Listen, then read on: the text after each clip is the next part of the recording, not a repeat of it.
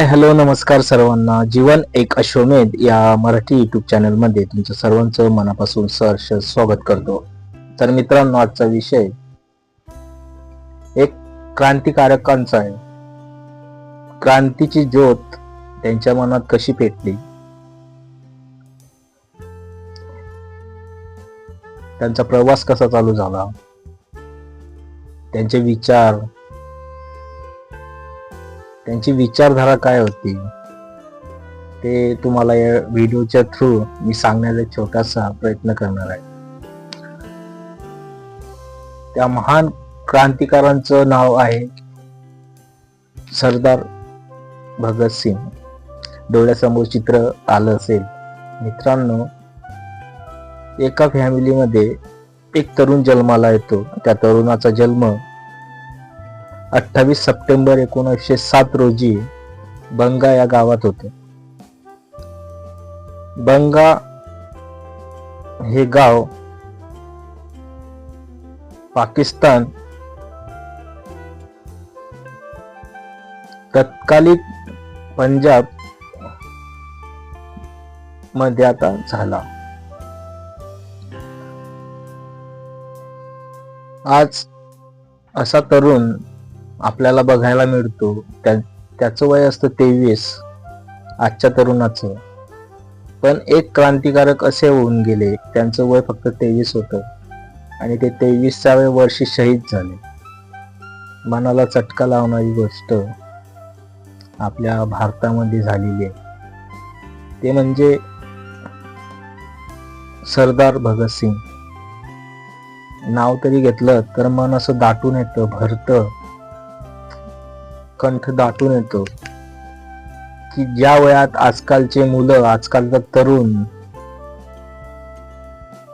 Enjoy म्हणून life कडे बघतो, तर त्या काळात सरदार भगतसिंग यांनी एक क्रांतीची ज्योत पेटवली होती आपल्या मनामध्ये.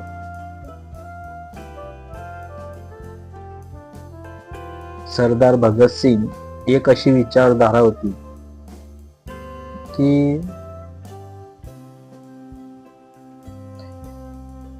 ज्या तरुण पिढीसाठी काहीतरी देऊन गेले. त्यांना वाचनाची आवड होती, त्यांना लिखाणाची आवड होती. त्यांचे भरपूर असे किस्से, कथा आपण ऐकले असेल, पण मी जे तुम्हाला सांगणार आहे त्यामध्ये फक्त एवढंच सांगेल की सरदार भगतसिंग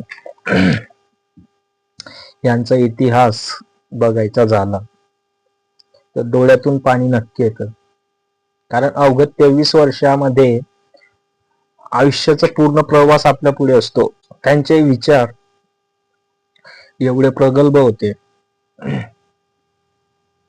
तेव्हा की ते आजही भारताला दिशा देतात. मित्रांनो, क्रांती म्हणजे एक अशी विचारधारा होती की ती अन्याय थांबवते. ब्रिटिश काळात जो भारतीय लोकांवर अन्याय व्हायचा, तो अन्याय थांबवण्यासाठी भगतसिंग, किती भारी व्यक्तिमत्व असेल त्यांचं की हातात पुस्तक आहे, ते पुस्तक मला पूर्ण वाचायचं आहे, अशी त्यांची विचारधारा. त्यांना लिखाणाची आवड होती, वाचनाची आवड होती. असे काही क्रांतिकारक होऊन गेले मित्रांनो की ते मनाला चटका लावतात की ते लवकर गेले, लवकर शहीद झाले. तरुणांसाठी त्यांनी एक आदर्श आजच्या तरुणाने घेतला पाहिजे.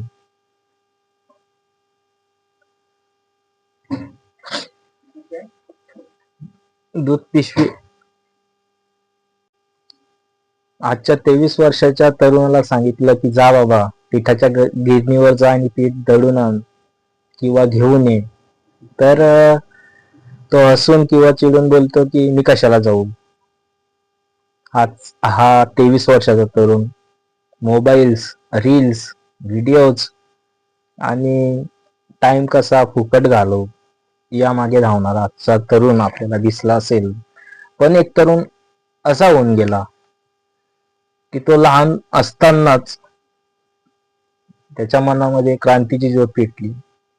आपल्या देशाप्रती, आपल्या भारताविषयी आपल्या मनात बालकडू असं काही त्यांच्या मनामध्ये पेरलं गेलं की ही इंग्रजी साम्राज्याची काही ते असेल सत्ता, ती नष्ट करायची. बघा मित्रांनो, आजच्या तरुणाने जर निश्चय केला किंवा ठरवले तर आपल्या सभोवताली जो भ्रष्टाचार होतो तो आपण थांबवू शकतो. आणि आजचा तरुण ही गोष्ट करू शकतो. म्हणून विचारांचा जो अभाव आहे तो वाढला पाहिजे. व्यसनमुक्त समाज बनू शकतो. आजचा तरुण काय करू शकतो तर आजचा तरुण व्यसनमुक्त समाज बनवू शकतो. त्यामध्ये शिक्षण, समानता आणि न्यायासाठी उभा राहू शकतो. सेम त्यांच्या कारकिर्दीमध्ये जसं शिक्षणाच्या माध्यमातून समानता आणि न्यायासाठी उभा राहू शकतो. ते कसं, एखाद्या व्यक्तीवर अन्याय होत असेल तर आजच्या तरुणाने पुढाकार घेतला पाहिजे की बाबा त्याची काय चुकी आहे, कशाबद्दल त्याला त्रास देतोय, तर न्यायासाठी उभा राहायला पाहिजे. आजचा तरुण हे करू शकतो. त्यानंतर व्यसनमुक्त समाज बनवू शकतो. पण खरोखर आजचा तरुण व्यसनमुक्त समाज बनवू शकतो का, यावरती पण प्रश्नचिन्ह आहे. कारण आजचा तरुण स्वतः हा व्यसनाच्या अधीन आहे. मित्रांनो, इतिहास खूप काही गोष्टी मिस करतो. क्रांतीची जी मशाल भगतसिंग यांनी घेतली होती, त्यांच्या पुढ्यात पूर्ण आयुष्य होतं. पण त्यांच्या मनामध्ये असा प्रश्न का आला, का उभा राहिला की आपण देशासाठी बलिदानाची जी भावना असते ती का आली, कशी निर्माण झाली. तर मित्रांनो, होतं असं की घटनातून माणूस क्रांती घडवतो असं मला वाटतं. काही घटना अशा घडतात त्या मनावरती आयुष्यासाठी छाप सोडून जातात. त्याचप्रमाणे ह्या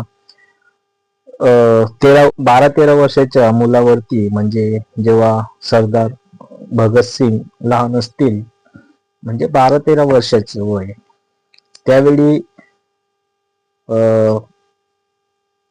अमानुष अशी घटना इतिहासात नोंद झाली.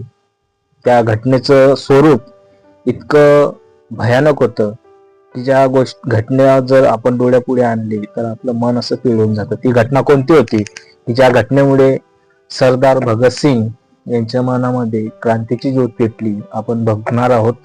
पण त्याचपूर्वी 12 वर्षाचं म्हणजे किती, काहीच नाही, सुरुवात पण नसते, काहीच नसतं. त्या 12-13 वर्षाच्या मुलामध्ये आपल्या देशाप्रती जो सन्मान, मान, एक देशभक्ती असते, देशभक्ती प्रेम खूप महत्वाचं असतं. आणि सरदार भगतसिंग यांच्या व्यक्तिमत्वातून ते आपल्याला दिसून येतं. ते असं की इंग्रज अधिकारी होते, डायर, जनरल डायर. आता हा अधिकारी इतका म्हणजे क्रूर होता. आणि तो क्रूर का होता हे आपल्या सर्वांना माहित आहे. जालियनवाला बाग हत्याकांड ज्या वेळेस घडलं ते 13 एप्रिल 1919 ला घडलं. त्या ठिकाणी आपले जे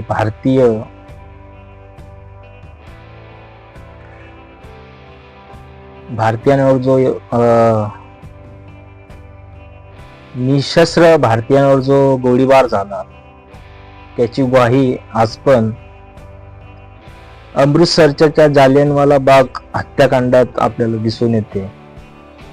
आजही ती विहीर, त्या गोळ्यांचे निशाण आपल्याला अमृतसरच्या जालियनवाला बाग या ठिकाणी आजही आपल्याला दिसतात की किती अमानुष कृत्य इंग्रज अधिकारी डायर यांनी लहान मुलं, बायका असं कोणाचीही पर्वा न करता अंधाधुंद फायरिंग केली, गोळीबार केला. त्या गोळीबारामध्ये हजारो, म्हणजे खूप असं मन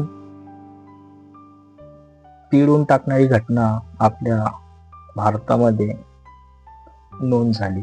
अमानुष कृत्य की ते माणुसकीला काळीमा फासणार असं कृत्य 13 एप्रिल 1919 ला घडलं. या घटनेने जो मुलगा 12-13 वर्षाचा होता त्या मुलाच्या मनामध्ये एक देशभक्तीची भावना प्रकट झाली, क्रांतीची ज्योत पेटली की असं का झालं. आणि ह्या वयात असताना सरदार भगतसिंग अमृतसरच्या त्या जालियनवाला बाग हत्याकांड जो तिथे घडला त्या ठिकाणी गेले. आणि मित्रांनो, एवढा गोळीबार झाला, म्हणजे ज्यांच्या हातात काहीच नव्हतं, निशस्त्र शस्त्र बोलतात की एखाद्या माणसाच्या हातात शस्त्र असल्यावर आपण म्हणजे प्रतिस्पर करू शकतो, तसं कोणाच्या हातात काही नव्हतं. आणि हा जो इंग्रज अधिकारी होते जनरल डायर यांनी गोळीबार केला. तिथे जो गोळीबार झाला त्या ठिकाणी हा 13 वर्षाचा मुलगा सरदार भगतसिंग जाऊन ती माती आपल्या कपाळाला लावली आणि एक बदला, एक क्रांतीचा बदला, एक असा बदला की जे आपल्या भारतीयावर झालेला जो अन्याय आहे त्याचं काहीतरी ती साम्राज्य व्यवस्था, ब्रिटिशकालीन व्यवस्था मुळापासून काढून संपवावी असा विचार केला. ती माती आपल्या कपाळाला लावताना त्या मनामध्ये किती असंख्य भावना असतील की अंगाला काटा येतो. ती घटना एवढी गंभीर म्हणजे स्वरूपाची होती की शब्द अपुरे पडतील. आपण नेमकं काय सांगायचं, शब्द नाही सुचत. ती घटना डोळ्यासमोर तुम्ही आणली तर डोळ्यातून पाणी येतं. म्हणजे किती क्रूर, अमानुष आणि माणुसकीला काळीमा फासणारी अशी घटना इतिहासात झाली. आजचा तरुण 12 वर्षाचा असू द्या, 15 वर्षाचा असू द्या की 25चा असू द्या, एवढा विचार करेल काय. आजचा तरुण आहे आणि तेव्हाचे तरुण होते सरदार भगतसिंग, किती फरक आहे. काय विचारधारा असेल, काय विचार करत असतील, मेंटॅलिटी किती भारी असेल, एक व्यक्तिमत्व किती भारी असेल त्यांचं. शब्द कौतुक करावं तेवढं कमी आहे, कारण अवघ्या 23 वर्षामध्ये ते शहीद झाले. मित्रांनो, तसा एक प्रसंग सांगतो. किती भारी व्यक्तिमत्व असेल त्यांचं की हातात पुस्तक आहे, ते पुस्तक मला पूर्ण वाचायचं आहे अशी त्यांची विचारधारा. त्यांना लिखाणाची आवड होती, वाचनाची आवड होती.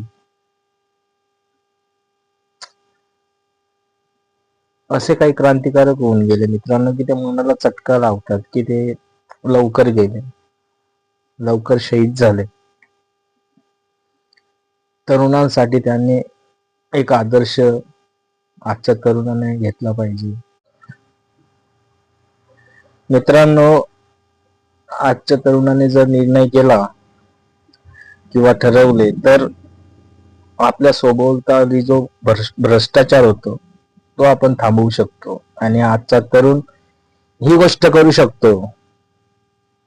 म्हणून विचारांचा जो अभाव आहे तो वाढला पाहिजे. व्यसनमुक्त समाज बनू शकतो. आजचा तरुण काय करू शकतो तर आजचा तरुण व्यसनमुक्त समाज बनवू शकतो. त्यामध्ये शिक्षण, समानता आणि न्यायासाठी उभा राहू शकतो. शिक्षणाच्या माध्यमातून समानता आणि न्यायासाठी उभा राहू शकतो. ते कसं, एखाद्या व्यक्तीवर अन्याय होत असेल तर आजच्या तरुणाने पुढाकार घेतला पाहिजे की बाबा त्याची काय चुकी आहे, कशाबद्दल त्याला तो त्रास देतोय. तर न्यायासाठी उभा राहायला पाहिजे. आजचा तरुण हे करू शकतो. त्यानंतर व्यसनमुक्त समाज बनवू शकतो. पण खरोखर आजचा तरुण व्यसनमुक्त समाज बनवू शकतो का, यावरती पण प्रश्नचिन्ह आहे. कारण आजचा तरुण स्वतः हा व्यसनाच्या अधीन आहे. आज अशा महान क्रांतिकाराला माझ्याकडून शतः नमन. सरदार भगतसिंग अमर रहे. त्याच्यासाठी एवढंच. व्हिडिओ आवडला असेल तर व्हिडिओला लाईक करा, सबस्क्राईब करा. तोपर्यंत जय हिंद, जय महाराष्ट्र.